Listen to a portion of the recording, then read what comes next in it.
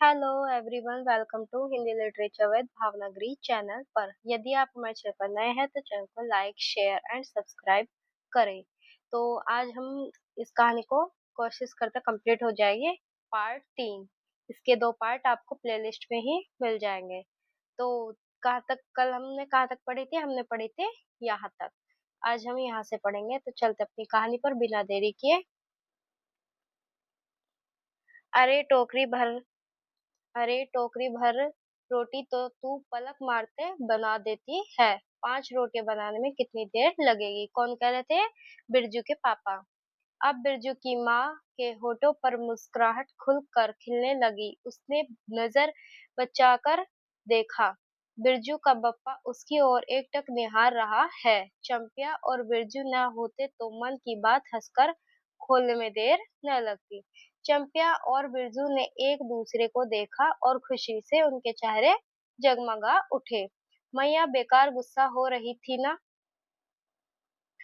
चंपा जरा बैल सार में खड़ी होकर मखनी फुआ को आवाज दे तो।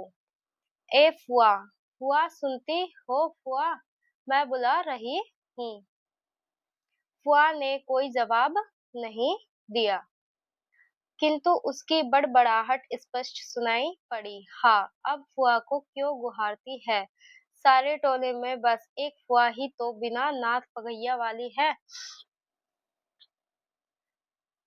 एक मिनट, ये कैमरा। अरे फुआ, बिरजू की माँ ने हंसकर जवाब दिया। उस समय बुरा मान गई थी क्या? नाथ पगैया वाले को आकर देखो, दोपहर रात में गाड़ी लेकर आया है। आ जाओ फुआ, मैं मीठी रोटी पकाना नहीं जानती। फुआ का खाती खांसती आई इसी के पड़ी पहर दिन रहते ही पूछ रही थी कि नाच देखने जाएगी क्या? कहती तो मैं पहले से ही अपनी अंगीठियां सुलगा जाती।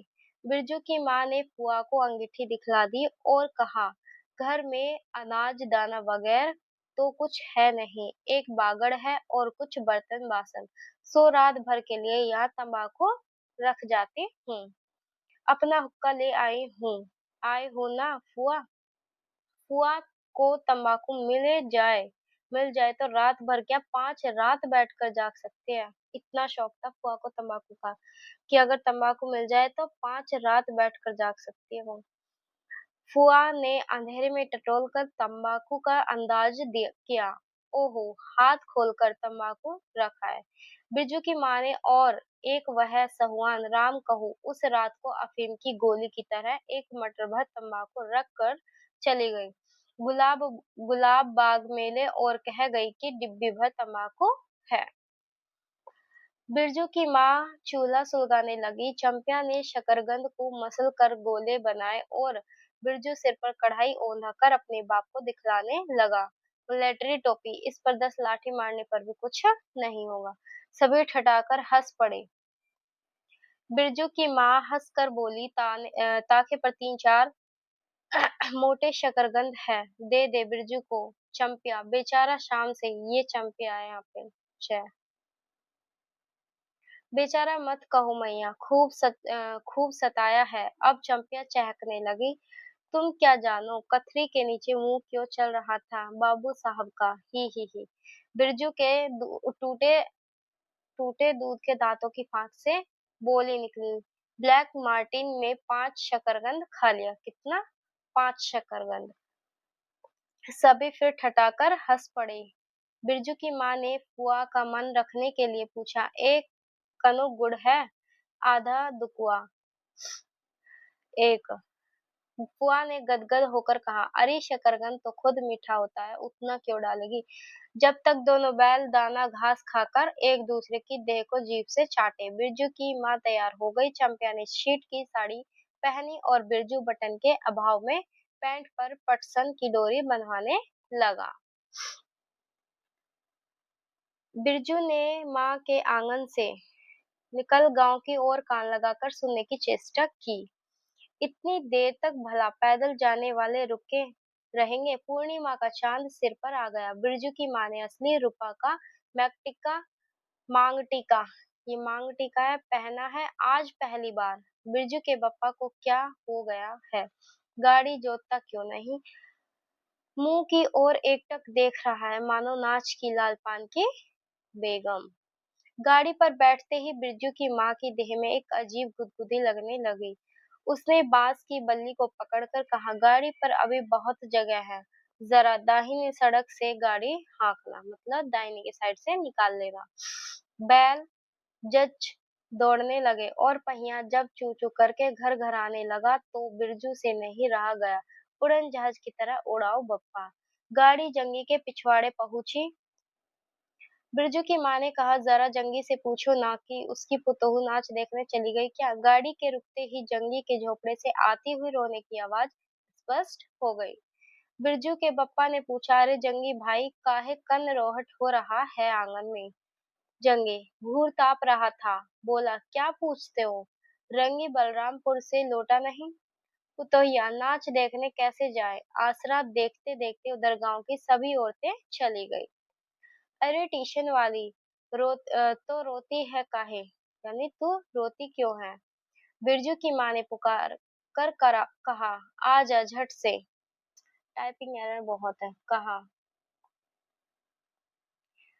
आजा झट से, कपड़ा पहनकर, साड़ी गाड़ी पड़ी हुई है, मतलब खाली सारी गाड़ी जो है वो खाली पड़ी हुई है। बेचारी आजा जल्दी। बगल के झोपड़े से राधा की बेटी सुनरी ने कहा, काकी गाड़ी में जगह है, मैं भी जाऊंगी। बोस की झाड़ी ने बोस की झाड़ी के उस पार लरेना ख्वास का घर भी, मतलब घर है, उसकी बहू भी नहीं गई। गिलट का झुमकी कड़ा पहनकर झमकती आ रही है, आजा, जो बाकी रह गई है सब आ जाए जल्दी। जंगे की पुतोहू लरेना की बीवी और राधे की बेटी सुन रही, तीनों गाड़ी के पास आई। बैल ने पिछला पैर फेंका। बिरजू के बाप ने एक भद्दी गाली दी, साला लताड़ मार कर लंगड़ी बनाएगा पुतोहू को। सभी ठठाकर हंस पड़े। बिरजू के बाप ने घूंघट में झुकी दोनों पुतोहों को देखा। उसे अपने खेत की झुकी हुई बालियों की याद आ गई। जंगी की पुतोहू का गोना 3 ही मास पहले हुआ। गोने की रंगीन साड़ी से कड़वे तेल और एक लठवा सिंदूर की गंध आ रही है। बिरजू की माँ को अपने गोने की याद आई। उसने कपड़े की गठरी से 3 मोटी रोटियां निकालकर कहा, खा ले एक एक करके, सिमरा के सरकारी कूप में पानी पी लेना। कहाँ के कूप की बात हो रही? कूप मतलब कुएं की बात हो रही है। ओके, कहाँ के की? सिमरा के कुएं की, वो भी सरकारी। की माँ गाड़ी गांव से बाहर होकर धान के खेतों के बगल से जाने लगी। चांदनी कार्तिक की खेतों से धान के झड़ते फूलों की गंध आती है। बांस की झाड़ी में बांस की झाड़ी में कहीं दूधधी की लता फूली है। जंगी की पुतोहू ने एक बीड़ी सुलगाकर बिरजू की माँ की ओर बढ़ाई, यानी जंगी की पुतोहू भी बीड़ी का, वो मतलब बीड़ी का सेवन करती है। माँ की ओर बढ़ाई। बिरजू की माँ को अचानक याद आई चंपिया, सुनरी और लरेना की बीवी, जंगी की पुतोहू। ये चारों ही कौन कौन, अब ये नाम नोट डाउन कर लेना कौन कौन थे वो। ये शम्प्या, सुनरी, लरैना की बीवी, जंगी की पुतोहू, ये चारों ही गांव में बैस्कॉप का गीत गाना जानते हैं। सॉरी, मुझे बीच में रोकनी पड़ी वीडियो क्योंकि मेरा बहुत ज्यादा जुकाम और बुखार हो रहा है। सॉरी। खूब गाड़ी की लीक धन खेतों के बीच होकर गई। चारों ओर गोने की साड़ी की खसखसाहट जैसी आवाज होती है। बिरजू की माँ के माथे के मांग टिक्के पर चांदनी छिटकती है। अच्छा, अब एक बैस्कॉप का गीत गाओ तो चंपिया, डरती है काहे, जहाँ भूल जाओगी बगल में मास्टरनी बैठी है। दोनों पुतहुओं ने तो नहीं, किंतु चंपिया और सुनरी ने खैर कर गला साफ किया। बिरजू के बाप ने बैलों को ललकारा, चल भैया और जरा जोर से गा रे चंपिया, नहीं तो मैं बैलों को धीरे धीरे चलने को कहूंगा। जंगी की पुतोहू ने चंपिया के कान के पास घूंघट ले जाकर कुछ कहा और चंपिया ने धीमे से शुरू किया, चंदा की चांदनी। देखो दो, एक तो बाजे न मुरलिया वाले का जिक्र आता है, एक आता है ये वाला, तो दोनों ये नोट डाउन कर लेना, एग्जाम के नजरिए से इम्पोर्टेंट है। बिरजू को बिरजू को गोद में लेकर बैठी उसकी माँ की इच्छा हुई कि वह भी साथ साथ गीत गाए। बिरजू की माँ ने जंगी की पुतोह को देखा, धीरे धीरे गुनगुना रही है, वह भी कितनी प्यारी पुतोह है। गोनी की साड़ी से एक खास किस्म की गंध निकलती है। ठीक ही तो कहा है उसने, बिरजू की माँ बेगम है, लाल पान की बेगम। यह तो कोई बुरी बात नहीं। हाँ, वह सचमुच लाल पान की बेगम है। बिरजू की माँ ने अपनी नाक पर दोनों आंखों को केंद्रित करने की चेष्टा की, करके रूप की झलक झांकी ली। लाल साड़ी की झिलमिल किनारी, मांग टीका पर चांद। बिरजू की माँ के मन में अब और कोई लालसा नहीं, उसे सिर्फ क्या उसकी क्या थी, उसे मतलब नींद आ रही है, उसे नींद आ रही है। ये हमारी कहानी यहाँ पर समाप्त होती है। और आपको कुछ जानकारी देना चाहूंगी, वो है कि यूनिट 7 की आपको सभी कहानियां हिंदी समय डॉट कॉम पर उपलब्ध है, यानी आप यहाँ से भी देख सकते हैं, या फिर देरी किस बात की टेलीग्राम चैनल को ज्वाइन करें। और हिंदी लिटरेचर विद भावनगरी, ये हमारे टेलीग्राम चैनल का नाम है।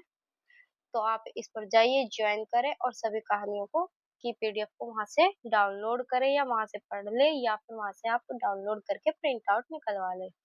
और आप यूट्यूब पर इससे पहले की सभी कहानियां कहाँ देखेंगे, तो मैंने यूजीसी नेट एक मिनट यूजीसी नेट हिंदी कहानी के नाम से प्लेलिस्ट बनाई है, जाइए इससे पहले की सभी कहानी देख लीजिए।